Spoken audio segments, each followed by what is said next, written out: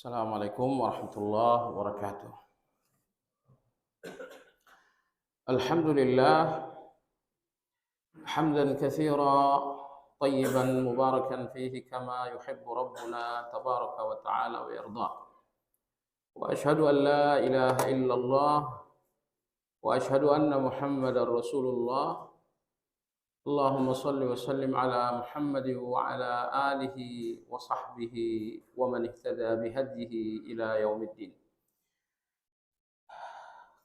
Kaum muslimin, para mu'takifin rahimakumullah, biasanya hampir di semua pertempuran Rasulullah Shallallahu Alaihi Wasallam tidak pernah memberikan rincian strategi dalam pertempuran. Misalnya dalam perang Badar, dalam perang Uhud, Nabi Shallallahu Alaihi Wasallam hanya memberikan gambaran global tentang strategi. Tetapi saat terjadi perang Tabuk, Nabi kita Shallallahu Alaihi Wasallam memberikan penjelasan walaupun tidak rinci sekali, tapi setidaknya gambaran strategi, kemudian denah perjalanan itu dijelaskan oleh Nabi Shallallahu Alaihi Wasallam. Hal itu disebabkan karena pertempuran Tabuk yang terjadi di musim yang sangat panas dan dalam kondisi hampir semua sahabat dalam kesulitan ekonomi. Maka Nabi mengumumkan pertempuran Tabuk kepada para sahabat dengan sedikit rincian strategi. Setelah beliau menyampaikan pengumuman tersebut, datanglah 7 orang menjumpai beliau Shallallahu Alaihi Wasallam. Ada Ma'qil ibn Yasar radhiyallahu anhu, termasuk Abdullah ibn Mughaffal, dan ada 5 orang lagi. Nama-nama mereka ditulis oleh Imam Al-Baghawi dalam tafsir beliau. Ketujuh orang inilah yang disebut dengan Al-Bakka'in, orang-orang yang menangis. Di dalam sejarah, di kalangan ulama-ulama tafsir, ketujuh orang ini dinamakan dengan Al-Bakka'in, orang-orang yang menangis. Kenapa demikian? Mereka sampai di depan Nabi untuk mendaftarkan diri ikut dalam perang Tabuk. Tapi mereka mengatakan, "Ya Rasulullah, kami mohon diterima ikut dalam perang Tabuk, tapi kami tidak punya senjata. Kami tidak punya uang untuk membeli kuda, tidak punya uang untuk membeli pedang, kami nggak punya uang sama sekali untuk membeli peralatan-peralatan perang." Ketujuh orang ini adalah sahabat-sahabat yang hidup sangat miskin. Nabi Shallallahu Alaihi Wasallam menjawab, "Kalau kalian tidak punya persenjataan, sementara aku pun tidak punya uang untuk membeli senjata buat kalian. Jadi tidak mungkin kalian ikut dalam pertempuran dalam kondisi kalian nggak punya senjata." Kata Nabi Shallallahu Alaihi Wasallam, "Kembalilah, kalian tidak perlu ikut." Ketujuh orang ini meninggalkan Rasulullah Shallallahu Alaihi Wasallam sambil semuanya menangis karena tidak diikut sertakan dalam pertempuran Tabuk tersebut. Nah, air mata ketujuh orang inilah yang disebutkan Allah pada ayat 92 dalam surat At-Taubah. Allah berfirman, "Wala 'alal ladzina idza ma atauka litahmilahum qulta la ajidu ma ahmilukum alaihi tawallaw wa a'yunuhum tafidu min ad-dam' hazanan alla yajidu ma yunfiqun." Artinya, dan tidak ada dosa bagi orang-orang yang tidak ikut perang, yakni ketika mereka mendatangimu, mendaftarkan diri ikut berperang, tapi mereka tidak memiliki senjata apa-apa, lalu engkau menyuruh mereka untuk pulang, mereka berpaling meninggalkanmu sambil air mata mereka berderai. disebabkan karena mereka tidak ada uang untuk digunakan membelikan senjata-senjata perang.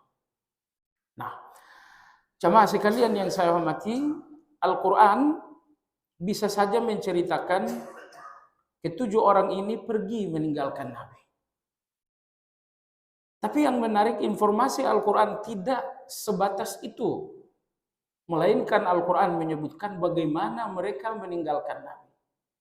Mereka meninggalkan Nabi SAW sambil menangis. Sambil menangis ini yang membuat ulama-ulama menjuluki ketujuh orang ini dengan al-bakkaun atau al-bakkain, yakni orang-orang yang menangis. Lantas apa catatan ulama-ulama kita tentang ayat tersebut? Sebagai tadabbur dan pelajaran untuk kita, ulama-ulama kita mengatakan, semua orang-orang yang dalam hatinya ada keimanan yang baik, mereka tidak melihat amal saleh sekedar amal. Tapi mereka melihat amal saleh sebagai pintu-pintu surga. Mereka tidak melihat salat sekedar salat, tapi mereka melihat salat ini pintu surga.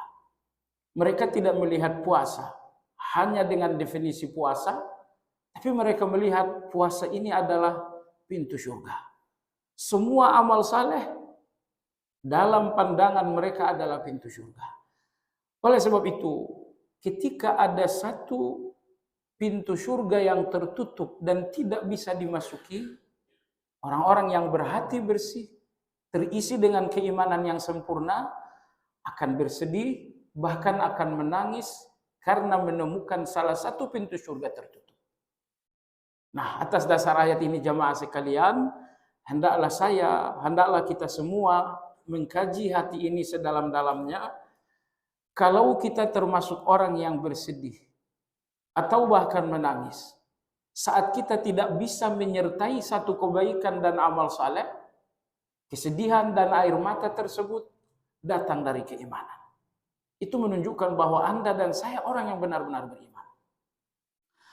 Akan tetapi jemaah sekalian, apabila kegagalan kita dalam satu amal saleh, ketidakikutsertaan kita dalam satu amal saleh tidak membuat kita bersedih, di titik ini cobalah lakukan evaluasi.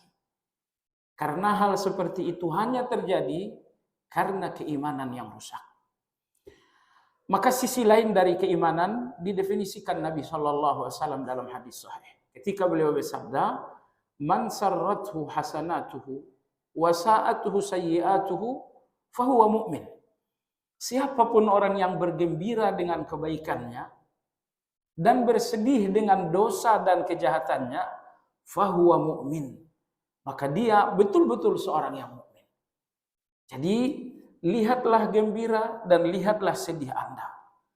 Kalau gembira Anda untuk kebaikan-kebaikan yang berhasil Anda lakukan, Anda seorang mukmin. Yang kedua, kalau gelisah dan sedih Anda untuk kesalahan atau kebaikan yang gagal Anda lakukan, Anda benar-benar seorang mukmin. Ada dua orang yang gembira dan bersedih. Ada orang yang gembira karena duniawi, sedih karena duniawi. Ini sama sekali tidak bernilai.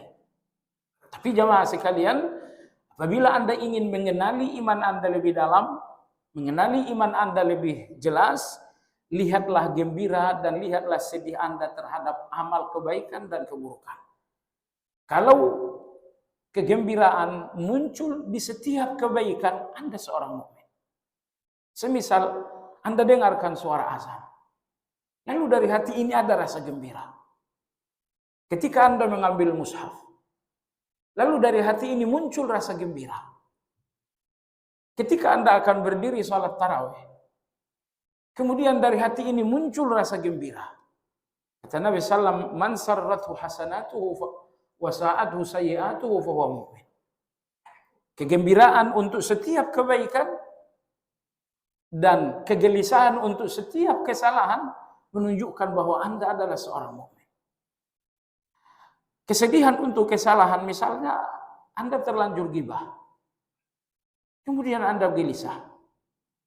Atau misalnya ada peluang amal di depan mata, dan Anda gagal memanfaatkan peluang itu, lalu Anda pun gelisah. Baiklah jemaah sekalian yang saya hormati, semoga kita termasuk satu dari dua kelompok.